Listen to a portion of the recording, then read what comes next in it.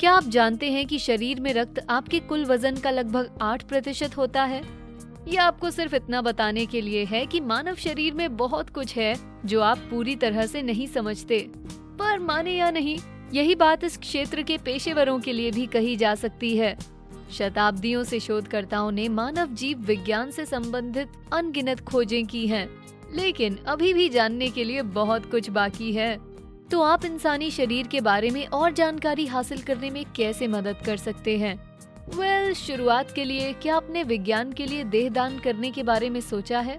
आखिरकार उसके बाद आपको शरीर की आवश्यकता नहीं होगी, तो इसे ऐसे व्यक्ति के पास क्यों न छोड़ जाएं जो इसका अच्छे के लिए उपयोग करे। चलिए जानते हैं, जब आप विज्ञान के लिए देहदान करते हैं तो क्या होता है। लेकिन डिटेल में जाने से पहले सब्सक्राइब बटन और नोटिफिकेशन बेल पर एक क्लिक जरूर डोनेट करें। साथ ही वीडियो अंत तक देखकर हमारे चैनल को सपोर्ट करें। अब विज्ञान के लिए देहदान करने के बाद क्या होता है, ये जानने से पहले हमें पहले उस प्रक्रिया को समझना चाहिए जिसके माध्यम से हम देहदान कर सकते हैं।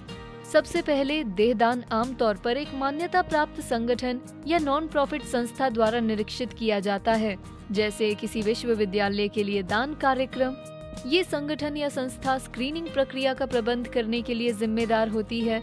इस दौरान शरीर दान के लिए उपयुक्त है या नहीं, ये निर्धारित करने के लिए संभावित दानकर्ता का साक्षात्कार और परीक्षण किया जाता है।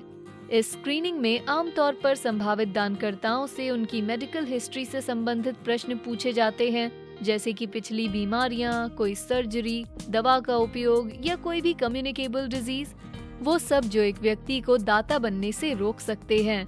हालांकि ध्यान देने वाली एक दिलचस्प बात यह है कि अंग दान के विपरीत देहदान में आपकी शारीरिक आयु मायने नहीं रखती। मतलब चाहे आप 25 के हों या 95 के, देहदान के लिए आपको एक संभावित उम्मीदवार माना जाएगा। स्क्रीनिंग खत्म होने के बाद संस्था आपकी जानकारी फाइल में तब तक रखती है जब तक आप गुजर ना जाएं। आदर्श रूप से स्क्रीनिंग के वर्षों बाद तक आपको कुछ नहीं होगा, लेकिन वक्त को कौन ही जानता है, इसलिए पहले ही चीजों को क्रम में रखना बेहतर होता है। जब आप गुजर जाते हैं तो जिस संगठन को आपने दान दिया था वो एक मेडिकल असेसमेंट करते हैं, ये निर्धारित करने के लिए कि आपका शरीर अब भी परीक्षण उपयुक्त है या नहीं। यदि सब ठीक होता है तो आपके शरीर को एक फैसिलिटी में ले जाया जाता है और वैसे ही एम्बाम किया जाता है जैसे किसी क्रिश्चियन शमशान में। लेकिन शमशान के विपरीत यहाँ एम्बामिंग प्रक्रिया के पीछे कारण और प्रेरणाएं थोड़ी अलग हैं। शमशान घर अपने क्लाइंट को ओपन कास्केट फ्यूनरल में संभावित रूप से जीवित दिखाने के लिए एम्बाम करते हैं। वैज्ञानिक संबंध में एम्बामिंग का उद्देश्य है शरीर का डीकम्पोजिशन रोकना और उसे संरक्षित रखना। संगठन और आपका शरीर किस लिए उपयोग किया जा रहा है, इस पे निर्भर करता है कि आप उनकी फैसिलिटी में ऑन फाइल कब तक रहेंगे। तो समझ लीजिए, आपके अवशेषों को सालों तक टॉप कंडीशन में रखा जा सकता है। मुझे पता है ये दुखद है, लेकिन विज्ञान ऐसा ही है, तो मतलब ये एक अच्छा दुख हुआ, है ना? खैर, अब जब आप विज्ञान के लिए देहदान कर चुके हैं तो सवाल उठता है कि आगे क्या होगा। वैसे ये मुख्य रूप से इस बात पर निर्भर करता है कि आपने किस तरह के संगठन को अपना शरीर दान किया है। उदाहरण के लिए, यदि आपने नॉन प्रॉफिट प्रोग्राम या किसी संगठन को अपना शरीर सौंपा है, तो अगला कदम वो संगठन उठाएगी। वो आपके शरीर को उन लोगों के पास ले जाएगी जो इसका उपयोग कर सके।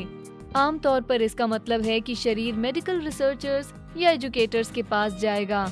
यहाँ इसका उपयोग नई सर्जरी या मेडिकल प्रोसीजर्स को टेस्ट करने के लिए किया जा सकता है, जिससे शोधकर्ताओं को अपनी तकनीक इतनी सक्षम करने का मौका मिलेगा कि वो इसे जीवित रोगियों पर सुरक्षित तरह से उपयोग कर सके। मतलब आप जाने के बाद भी अपने शरीर के जरिए मेडिकल प्रोसीजर्स को आगे बढ़ाने में मदद कर सकते हैं, जो बदले में किसी की जान बचा सकता है। ये एक अच्छी बात हुई ना? वहीं दूसरी ओर आपका शरीर रक्षा विभाग के पास भी जा सकता है। यहाँ इसका इस्तेमाल टेक्नोलॉजी के प्रभावों को टेस्ट करने के लिए किया जाएगा, थोड़ा अलग तरह से। जो भी हो, आपके शरीर का उपयोग वैज्ञानिक प्रयोगों और टेक्नोलॉजी को आगे बढ़ाने के लिए किया जाएगा, जो सच में काफी गजब है। फिर इसके बाद शरीर का क्या होता है? जब आपका शरीर पूरी तरह से विज्ञान की मदद कर देता है, तो आपके अवशेषों का अंतिम संस्कार किया जाता है। अनुरोध किया जाए तो आपके आखिरी अवशेष मृत्यु प्रमाण पत्र के साथ आपके परिवार को भी भेजे जा सकते हैं। आपके परिजनों को एक पत्र भी प्राप्त हो सकता है जो उन्हें आपके शरीर पर किए प्रयोग और उनसे हासिल हुई वैज्ञानिक प्रगति के बारे में सूचित करेगा। इस तरह आपके सभी दोस्तों और परिवार को पता चल पाएगा कि वैज्ञानिक प्रगति में आपके शरीर ने कितना योगदान दिया है। तो पूरी बात होने के बाद अब सवाल आता है कि विज्ञान के लिए देहदान करें ही क्यों? शुरुआत के लिए ये बात समझें कि एक पारंपरिक अंतिम संस्कार आपके परिजनों के लिए कितना तनावपूर्ण हो सकता है, फाइनेंशियली भी। वहीं अगर आप विज्ञान के लिए देहदान करते हैं तो आप या आपके परिवार को एक पैसा भी नहीं खर्चना होगा। साथ ही आप वैज्ञानिक समुदाय की मदद कर अपने शरीर को अच्छे उपयोग में लाएंगे, जिसका मतलब है कि इस देहदान के पीछे आपकी निस्वार्थ प्रेरणाएं भी होंगी। और अब जब आप जान गए हैं कि देहदान की प्रक्रिया कैसी होती है, तो हमारे पास आपके लिए एक सवाल है। क्या आपको लगता है कि आप कदम बढ़ाएंगे और समय आने पर विज्ञान के लिए देहदान करेंगे? क्यों या क्यों नहीं? हम जानते हैं आप में से कुछ के लिए ये निर्णय मुश्किल भरा हो सकता है, इसलिए क्यों न इस विषय पर चर्चा की जाए। हम आपकी सोच को जरूर सुनना चाहेंगे। अगर आप अपने विचार, विश्वास और सोच को साझा करना चाहते हैं तो बस स्क्रॉल कर नीचे कमेंट बॉक्स में लिखना शुरू कर दें। इस तरह आप अपनी बात भी कह पाएंगे और इस बातचीत को जारी रखने में हमारी मदद भी करेंगे। वीडियो पसंद आया तो बेस्टी को लाइक, शेयर और सब्सक्राइब जरूर करें। Thanks for watching.